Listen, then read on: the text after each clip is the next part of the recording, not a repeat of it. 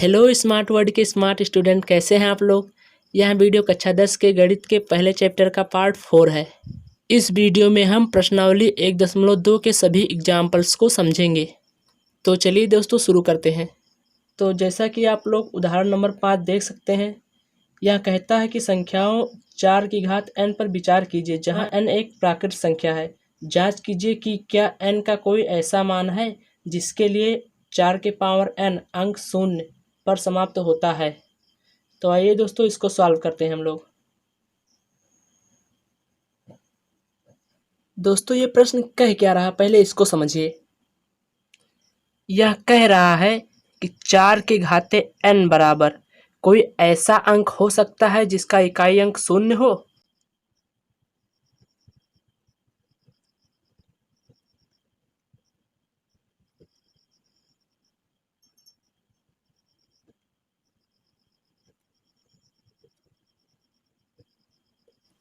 तो दोस्तों इसका मतलब यह हुआ कि n का कोई भी मान लें और जो प्राप्त संख्या हो उसका इकाई अंक शून्य हो। तो आइए यहाँ पर n का मान 2 लेकर देखते हैं। तो ये हो जाएगा 4 के घाते 2, तो बराबर कितना हो जाएगा 16। चूँकि यहाँ पर हम लोग देखते हैं कि जो 6 है वो 0 से बड़ा यानी 0 नहीं है, और यहाँ कह रहा है कि इकाई अंक शून्य हो। तो इस प्रकार यहाँ पर इसका इकाई अंक शून्य नहीं है। तो आइए देखते हैं कि शून्य क्यों नहीं है। तो दोस्तों एक नियम है कि कोई भी संख्या का इकाई अंक तभी शून्य होगा जब उसके अभाज्य गुणनखंड में 2 और 5 रहेंगे तभी।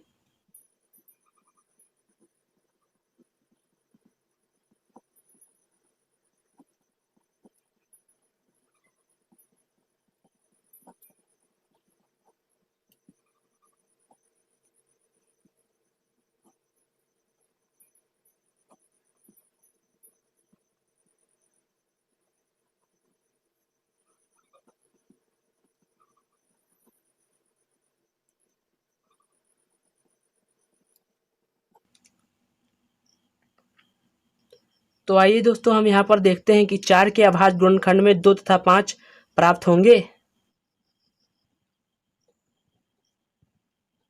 चूंकि दोस्तों यहाँ पर 4 के अभाज्य गुणनखंड में केवल 2 ही प्राप्त होता है,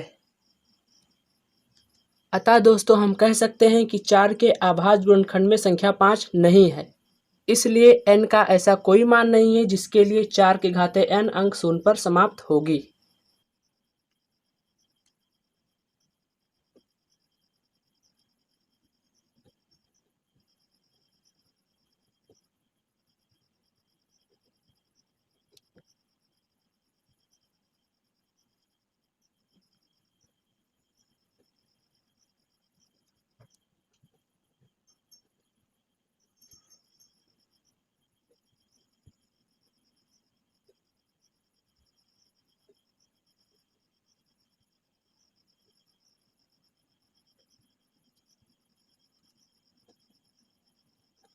अगर दोस्तों यहाँ पर 4 की जगह 10 होता तो n का मान कोई भी प्राकृतिक संख्या ले सकते हैं, इसका इकाई अंक शून्य होगा। जैसे यहाँ पर अगर हम 1 लेंगे, n का मान 1 लेंगे तो हो जाएगा 10।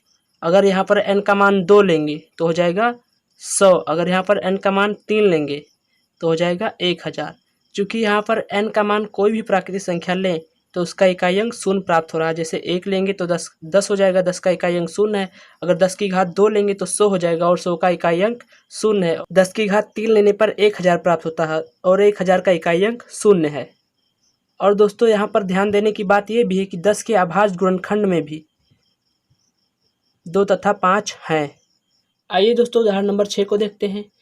उदाहरण 6 कहता है कि संख्याओं 6 और 20 के अभाज्य गुणनखंडन विधि से एचसीएफ और एलसीएम ज्ञात कीजिए। चूँकि दोस्तों यहाँ पर 6 के अभाज्य गुणनखंड हो जाएंगे 2 गुणे 3 और 20 के अभाज्य गुणनखंड हो जाएंगे 2 गुणे 2 गुणे 5।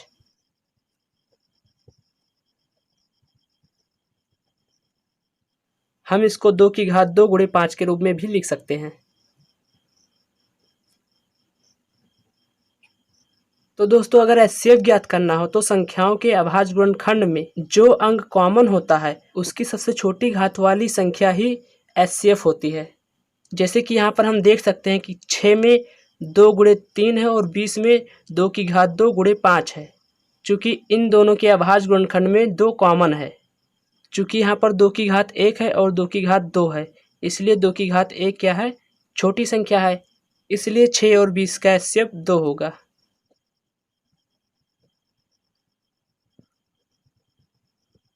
और हाँ, अगर यहाँ पर 2 संख्याएं कॉमन होती तो दोनों संख्याओं की सबसे छोटी घात वाली यहाँ पर गुणे के रूप में लिखी जाती और उनका गुणनफल इन दोनों संख्याओं का एचसीएफ होता।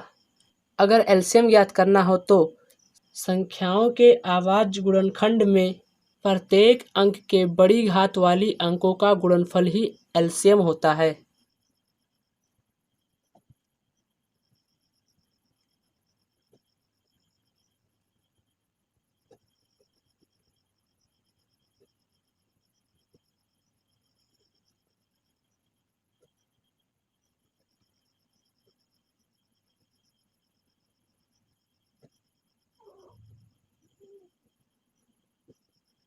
अतः दोस्तों यहाँ पर 6 और 20 के एलसीएम के लिए हम 2 की सबसे बड़ी घात 2 की घात 2 और 3 की सबसे बड़ी घात 3 और 5 की सबसे बड़ी घात 5 का गुणनफल ज्ञात करेंगे।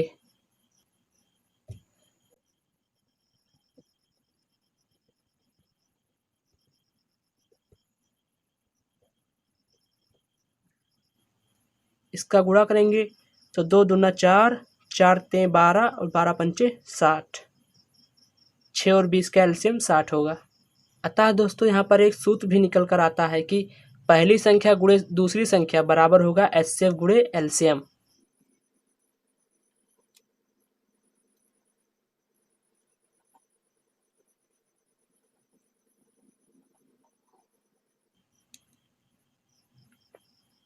अगर यहाँ पर हम पहली संख्या 6 रखेंगे और दूसरी संख्या 20 रखेंगे तथा एचसीएफ की जगह यानी इन दोनों का एचसीएफ 2 और एलसीएम कितना होगा 60। अगर इसका गुणा करेंगे तो दोनों क्या आएगा, बराबर आएगा।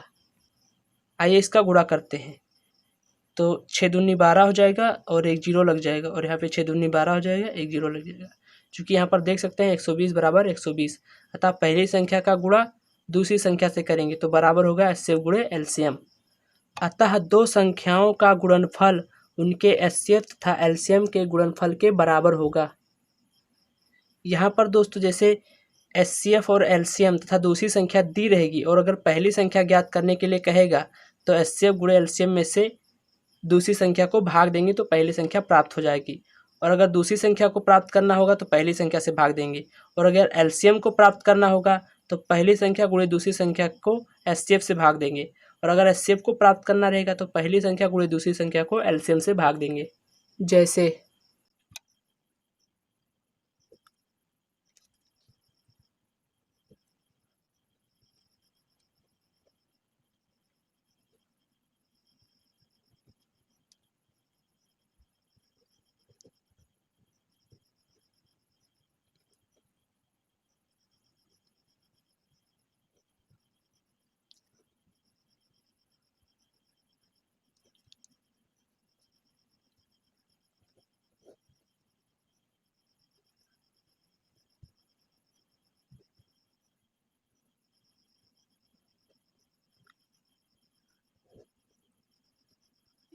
आइए दोस्तों उदाहरण नंबर 7 देखते हैं। उदाहरण नंबर 7 कहता है कि आभाज्य गुणनखंडन विधि द्वारा 96 और 404 का एचसीएफ ज्ञात कीजिए और फिर इनका एलसीएम ज्ञात कीजिए। तो दोस्तों पहले हम 96 और 404 का गुणनखंड करते हैं। 96 का गुणनखंड होगा 2 गुणे 2 गुणे 2 गुणे 2 गुणे 2 गुणे 3, और 404 का गुणनखंड होगा 2 गुणे 2 गुणे 101।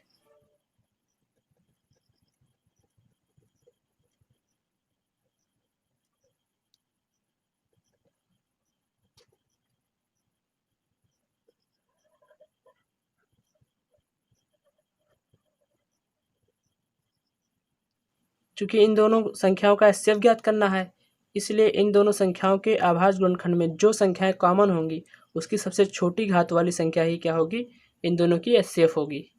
अतः यहाँ पर 96 और 404 का एचसीएफ 2 की घात 2 होगी।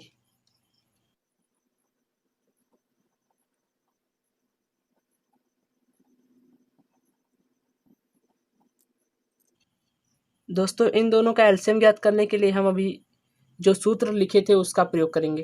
तो एलसीएम बराबर होता है पहली संख्या गुणे दूसरी संख्या बटे एचसीएफ।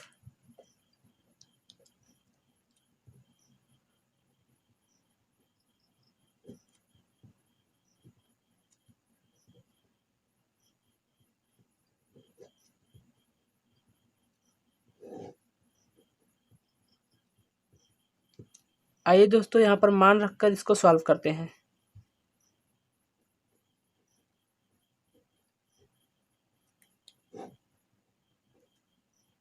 चार सौ चार को 4 से काटेंगे तो 4 इक्के में 4 और ये हो जाएगा 4 इक्के में 4, 4 जीरो में 0, 4 इक्के में 4। 96 को 101 से गुणा करेंगे, अतः 96 और 404 का एलसीएम 9696 होगा।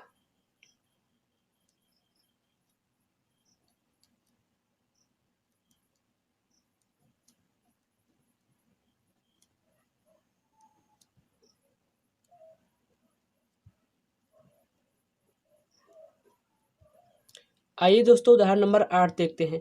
उदाहरण नंबर 8 कहता है कि संख्या 6, 72 और 120 का अभाज्य गुणनखंडन विधि द्वारा एचसीएफ और एलसीएम ज्ञात कीजिए। तो पहले हम 6, 72 और 120 का गुणनखंड करके लिख लेते हैं। 6 का गुणनखंड होगा 2 गुणे 3 और 72 का गुणनखंड होगा 2 गुणे 2 गुणे 2 गुणे 3 गुणे 3 तथा 120 का गुणनखंड होगा 2 गुणे 2 गुणे 2 गुणे 3 गुणे 5।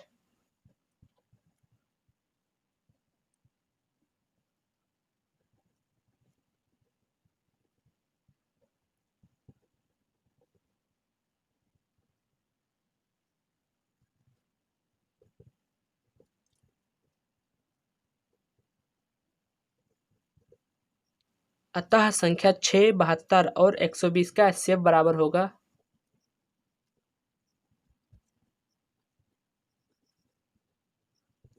तीनों संख्याओं के अभाज्य गुणनखंड में कॉमन सबसे छोटी घात वाली संख्या का गुणनफल ही तीनों संख्याओं का एचसीएफ होगा।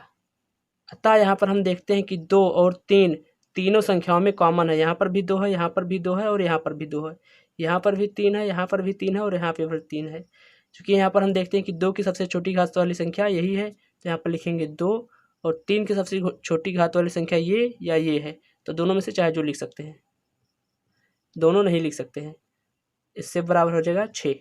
अब दोस्तों हम 6, 72 और 120 का एलसीएम ज्ञात करते हैं। तो 6, 72 और 120 का एलसीएम बराबर होगा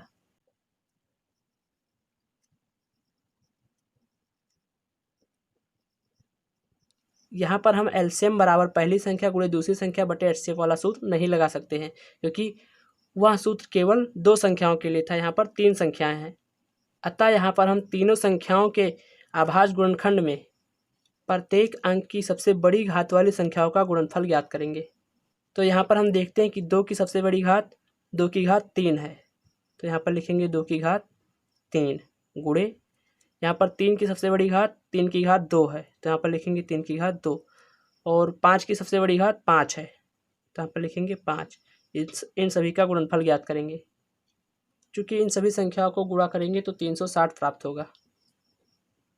अतः 6, 72 और 120 का एलसीएम 360 होगा। अभी थोड़ी देर पहले जो हम सूत्र लिखे थे वो केवल 2 संख्याओं के लिए था। यहाँ पर 3 संख्याएं हैं, इसलिए एलसीएम हम बड़ी घात वाली अंकों का गुणनफल करके प्राप्त करेंगे।